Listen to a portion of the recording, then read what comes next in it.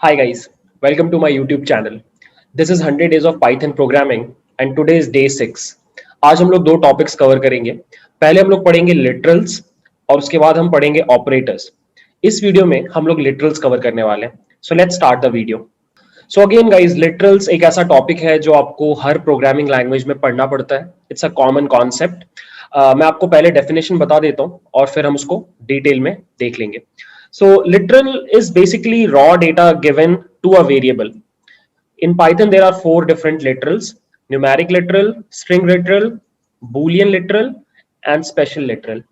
So अगर आपने कभी भी कोई वेरिएबल बनाया है और आपने वेरिएबल को अगर वैल्यू दी है, तो वो जो वैल्यू आप देते हो उसी को लिटरल बोला जाता है. अब पाइथन में आप वो वैल्यूज अलग अलग तरीके से दे सकते हो और उसके चार टाइप्स होते हैं. ठीक है. सो न्यूमेरिक लिटरल्स हम सबसे पहले पढ़ेंगे, उसके बाद स्ट्रिंग लिटरल, उसके बाद बूलियन और सबसे लास्ट में स्पेशल लिटरल. ठीक है. So let's start with numeric literal. So Python में आपके पास तीन न्यूमेरिकल डेटा टाइप्स होते हैं. सो इंटीजर होता है, फ्लोट होता है और कॉम्प्लेक्स होता है. इन तीनों में आप अलग अलग तरीके से वैल्यूज दे सकते हो. जैसे कि अभी तक जो आपने सबसे सिंपल तरीका सीखा था वो ये था, जहां पे हमने लिखा है b इज इक्वल टू 100. ये हमने कई बार यूज किया है, राइट. यहाँ पे आप क्या कर रहे हो, आप एक डेसिमल लिटरल दे रहे हो एक वेरिएबल को. तो b इज इक्वल टू 100 का मतलब है कि b के अंदर 100 स्टोर करो. बट अगर आप चाहो तो रादर देन डेसिमल आप दूसरे टाइप से भी लिटरल्स सेट कर सकते हो. जैसे कि अगर आपको बाइनरी में चीजें फीड करनी है तो आप ये सिंटेक्स यूज कर सकते हो, 0 b और b के आगे आपका बाइनरी पैटर्न. यहाँ पे मैंने 1010 रखा है. तो इससे क्या होगा कि इंटरनली आप बाइनरी प्रोवाइड कर रहे हो एक वेरिएबल को, बट इंटरनली जब आप उसको प्रिंट करोगे तो आपको डेसिमल ही प्रिंट करके देगा. ठीक है.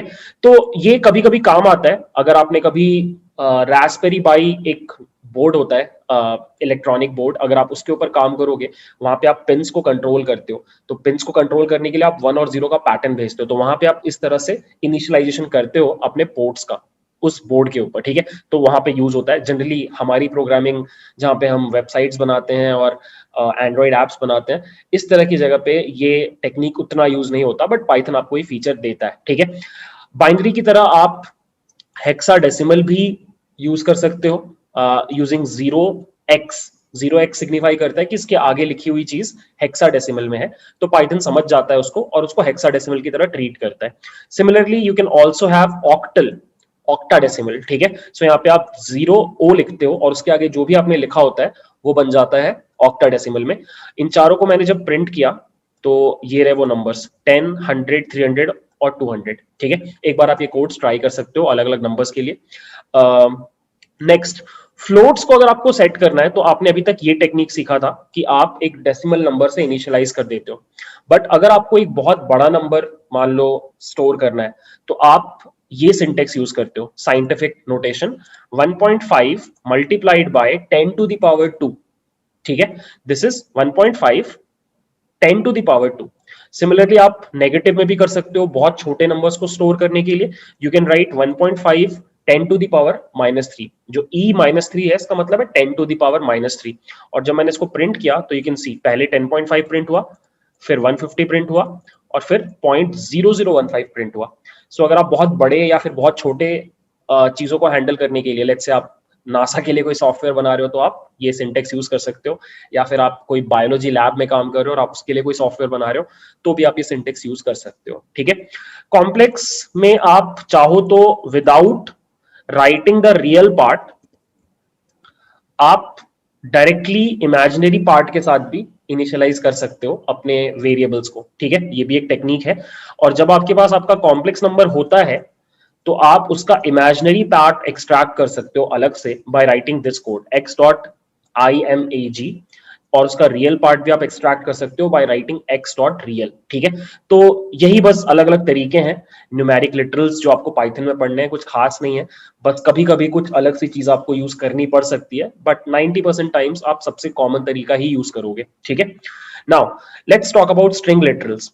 स्ट्रिंग इनिशियलाइज करने के पाइथन में 3 तरीके होते हैं, सबसे कॉमन. उसके अलावा भी 1-2 तरीके हैं. सबसे कॉमन तरीका है single inverted comma. Single inverted comma अगर आप रन करो तो स्ट्रिंग प्रिंट हो जाएगा.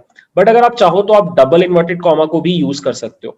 पाइथन में सिंगल इन्वर्टेड कॉमा और डबल इन्वर्टेड कॉमा में कोई डिफरेंस नहीं है। पाइथन में अलग से कोई कैरेक्टर नहीं होता, बट अगर आप एक सिंगल कैरेक्टर को चाहो तो इनिशियलाइज कर सकते हो, कोई रेस्ट्रिक्शन नहीं है, बट पाइथन इंटरनली इसको स्ट्रिंग ही मानता है। सो अलग से कैर बोल के कोई डेटा टाइप नहीं होता, ठीक है।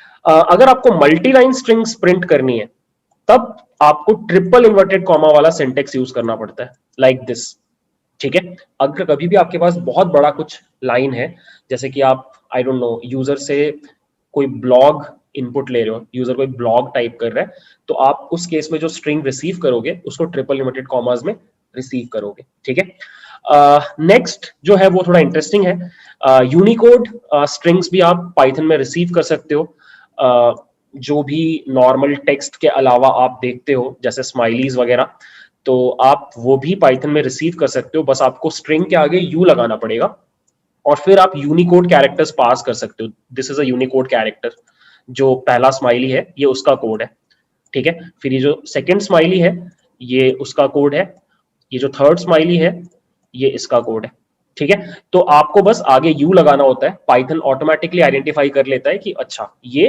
अब यूनिकोड कैरेक्टर है, ठीक है। तो आई गेस आपको समझ में आ रहा है। Next and the last one is raw string. अगर कल को आपको HTML प्रिंट करना है पाइथन के अंदर जिसमें बहुत सारे सिंबल्स हैं, तो आप रॉ स्ट्रिंग यूज कर सकते हो।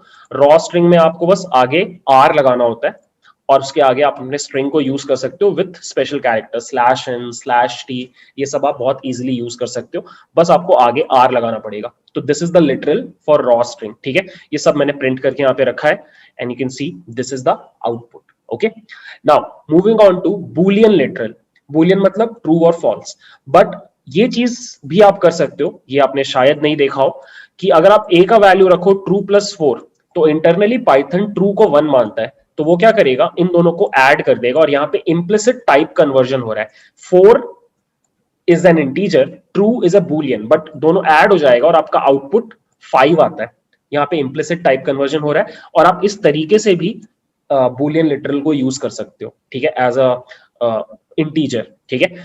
सिमिलरली आप b is equal to false plus 10 लिखोगे तो आपका आंसर 10 आएगा, क्योंकि फॉल्स का वैल्यू पाइथन कंसिडर करता है टू बी इक्वल टू 0, तो 10 में 0 ऐड करने पे आपको मिल रहा है 10, ठीक है। तो ये हो गया बूलियन लिटरल।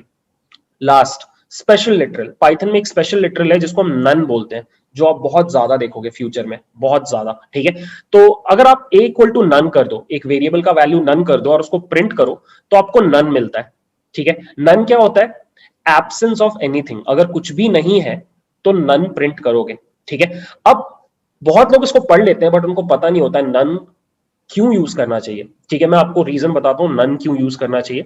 सो मैंने आपको वेरिएबल वाले वीडियो में बताया था कि पाइथन में आप वेरिएबल्स को डिक्लेयर नहीं करते, आप उसको डायरेक्टली यूज कर लेते हो। सो अगर मुझे दो नंबर्स को ऐड करके रिजल्ट को कहीं पे स्टोर करना है तो मैं डायरेक्टली ये लिख दूंगा, मैंने ये एक्सप्रेशन लिखा और उसका रिजल्ट सी में डाल दिया। मैंने पहले से सी को डिफाइन करके नहीं रखा था, मुझे इस पॉइंट पे सी की जरूरत थी, मैंने सी क्रिएट कर लिया। तो पाइथन में वेरिएबल डिक्लेरेशन का प्रिंसिपल नहीं होता, बट कभी कभी हो सकता है कि आप किसी टीम में काम कर रहे हो और आपको आपके मैनेजर ने बोला कि भाई एक वेरिएबल डिक्लेयर करके रखना, मैं उसको यूज करूंगा, राइट। तो आप कोई भी वेरिएबल को डिक्लेयर नहीं कर सकते पाइथन में। ये देखो, अगर आप एक्स लिखो और रन करो कोड को, अच्छा एक्स का वैल्यू ऊपर है, I am sorry, let's say आपने के लिखा, तो देखो बोलेगा नेम के इज नॉट डिफाइंड। आप जस्ट किसी वेरिएबल को कोड में नहीं रख सकते, उसको कोई वैल्यू देना ही पड़ेगा। तो एक आप लॉजिक बोल सकते हो कि मैं 0 लगा दूं, बट हो सकता है 0 से कुछ ऐसा लॉजिक डेवलप हो कि कुछ गड़बड़ हो जाए। तो इसलिए इस तरह के सिनेरियोज में आप वैल्यूज को इनिशियलाइज करते हो यूजिंग नन।